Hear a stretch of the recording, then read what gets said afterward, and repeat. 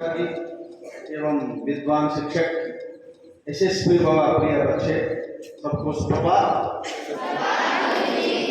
आप सबको मालूम है कि दिसंबर 4 तारीख से भाषा उत्सव कार्यक्रम चल रहा है विद्यालय में।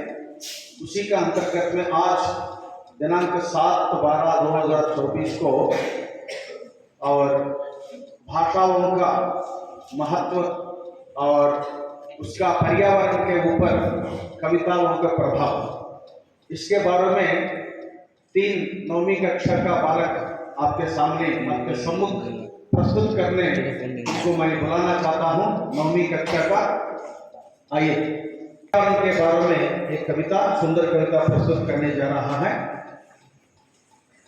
ప్రకృతి యొక్క పలకరింపు, గాలులు చెట్లలో పాడుతాయి, నదులు గంజుతూ పువ్వుల సంతోషం తీస్తాయి, పర్వతాలు ఆకాశానికి క్రింద ఎగుసుకుంటాయి, సముద్రాలు ప్రాచీన సంబంధాలను చెప్తున్నాయి, కానీ మన సంరక్షకులు చూడడానికి విఫలమవుతాయి. భూమి బాధలో ఉన్నట్టు పోవాలని పోరాడుతుంది, కానీ ప్రతి అంగాన్ని ఆశ దాడి చేస్తుంది. మన భూమి, గాలి, మట్టిని సంరక్షిద్దాం మరియు కలిసి మనం దాన్ని సమృద్ధిగా చేయగలం. ధన్యవాదాలు. Whispers of the earth, the wind whispered through the trees, the rivers hum, the flowers freeze. Mountains rise beneath the skies, the ocean speaks of ancient times. But we these words were to see, the earth in pain struggling to be wet. Hope remains in every seed. If we act now, we can succeed. Let's care for earth, its air, its soil. Together we can make it whole. पृथ्वी की सरगम, हवाएं पेड़ों में गाती है, नदियां गूंजती है, फूल खुशियां लाते हैं, पहाड़ आसमान के नीचे उभरते हैं, समुद्र प्राचीन समझों की बातें करते हैं, लेकिन हम संरक्षक नहीं ढूंढ पाते हैं। धरती पीड़ित है, अस्तित्व की जंग लड़ती रही है, फिर भी हम बीच में आशा छिपी है। अगर हम कदम उठाए तो हम सफल हो सकते हैं। आओ पृथ्वी, हवा और मिट्टी का ध्यान रखें, हम एक साथ मिलकर समृद्ध बना सकते हैं।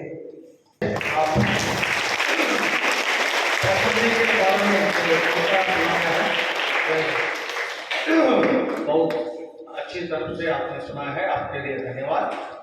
प्यारे बच्चे, कविता इस तरफ जो है कि किसी कवि ने लिखा है या लिखता है, उसका महत्व समाज के ऊपर कितना पड़ता है ये बहुत जरूरी है। इसलिए संस्कृत में कहा गया है, संगीतमपि साहित्यम सरस्वती स्तनद्वयम्। संगीतमपि साहित्यम सरस्वती स्तनद्वयम् ఏకమాపాతమధురం అన్యదాలోచన. అంటే ఇవి రెండు కూడా పూర్వజన్మ సుకృత ప్రతిభా ఉత్పత్త అభ్యాసం అని మనకి సంస్కృత లాంఛనతో చెప్పారు. దాంట్లో 2 ఉన్నవి, సంగీతము సాహిత్యము, సాక్షాత్తు సరస్వతి దేవికి స్తనద్వయ. వాటిలో సంగీతం అనేది ఆపాత మధురం, అంటే ఎంతసేపు నువ్వు వింటావో అంతసేపు మధురాన్ని కలిగించే ప్రక్రియ అందులో ఉన్నది. రెండవది ఆలోచనామృతం. ఆలోచనామృతం అంటే ఎంతసేపు దాని గురించి ఆలోచిస్తావో అది అమృతంలాగా నీకు పైకి వస్తుంది. అందుకే భారతదేశంలో ఇన్ని భాషలు ఉన్నప్పటికీ వారి వారి భాషల్లో వారు కవిత్వాన్ని చర్మస్థాయికి తీసుకెళ్ళారు. కాబట్టి అందులో ప్రకృతికి సంబంధించినటువంటి కవితలు తెలుగులో కూడా చాలా ఉన్నవి. అయితే మనకి ఏంటంటే హిందీలో ఉన్నటువంటి దోహే కవితలే మనకి అన్నీ ఉన్నవి, కవితలు ఉన్నవి, పద్యాలు ఉన్నవి. ఇక్కడ చతుస్పాదాలు అంటారు, అక్కడ 2 ఉంటాయి. దోహే అయితే 2 పాదాలు ఉంటాయి, తెలుగులో అయితే 4 పాదాలు ఉంటాయి. గేయం కానీ, గానం కానీ, గీతం కానీ వేరువేరుగా ఉంటాయి. కాబట్టి కవిత్వం అనేది పూర్వజన్మ సుకృతం.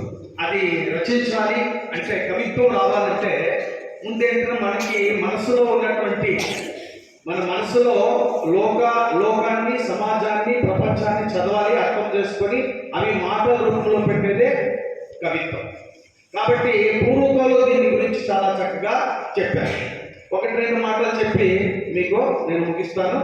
ముఖ్యంగా ఏంటంటే మనకి కవిత్వం ఎలా అంటే, కుక్క పిల్ల, అగ్గి పుల్ల, సబ్బు పిల్ల, హీనంగా చూడదు ఎన్ని కవితామయమైన అన్ని కావాలి.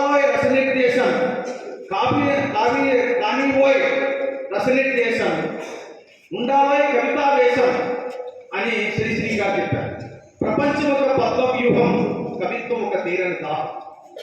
అంటే ఈ ప్రపంచం అంతా ఒక పద్మవ్యూహం లాంటి. పద్మవ్యూహంలోకి వెళ్ళిన తర్వాత తిరిగి రావడం అనేది చాలా కష్టం. అటువంటిది ఆయన ఎప్పుడో 1940లో చెప్పారు. అదేవిధంగా కవిత్వం ఒక తీరని దాహం, ఇది మనకు కావాల్సింది. కవిత్వం అనేది ఏంటంటే తీరని దాహం, అంటే నేను ఎంత తాగుతున్నా తప్పించాను.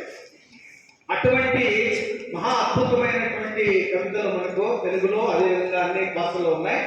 కాబట్టి మరో ప్రపంచం పిలిచింది, పదండి ముందుకు, పదండి త్రోసుకు, పోదాం పై అని మన వాళ్ళు ఎక్కడికో కవిత ధారణతో ఎక్కడికో తీసుకెళ్తాడు శ్రీశ్రీ.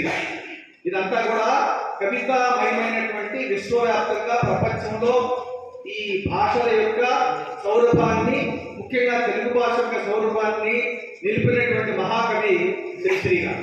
ఆయన చెప్పిందే మరో ప్రపంచం పిలిచింది, పదండి ముందుకు, పదండి త్రోసుకు, పోదాం. ఎముకలు మళ్ళిన వయస్సు మళ్ళిన సోమరులారా చావండి, హరోం హర అని చెప్తారు.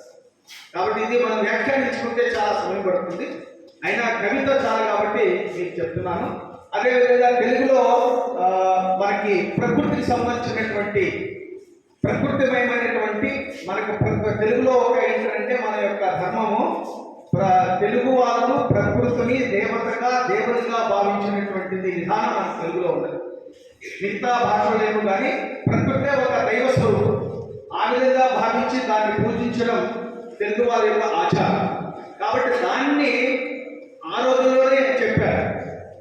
ఆ రోజుల్లో ప్రకృతిమయమైనటువంటి దాన్ని మనకు ముఖ్యంగా ప్రాచీన కవులు కానీ ఆధునిక కవులు కానీ అనేక రకాలైనటువంటి కవులు చెప్పిన మాట వాస్తవం. అందులో ఒక ముక్క మీకు చెప్పేసి నేను విరామం తీసుకుంటాను.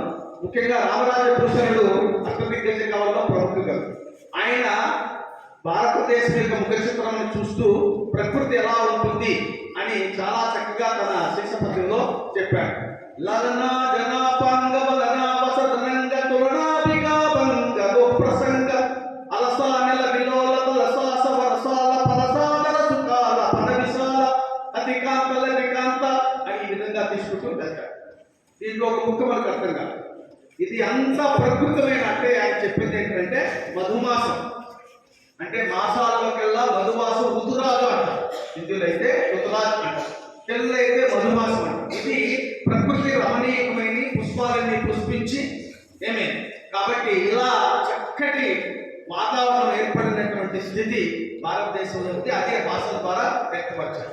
ఏదేమైనా ఈరోజు మా చిన్నారులు వచ్చి మీ ముందు ఈ ప్రకృతి పర్యావరణం యొక్క కవితను చదివిన దానికి వారికి ధన్యవాదాలు తెలుపుకుంటూ సెలవు తీసుకుంటారు. ధన్యవాదాలు.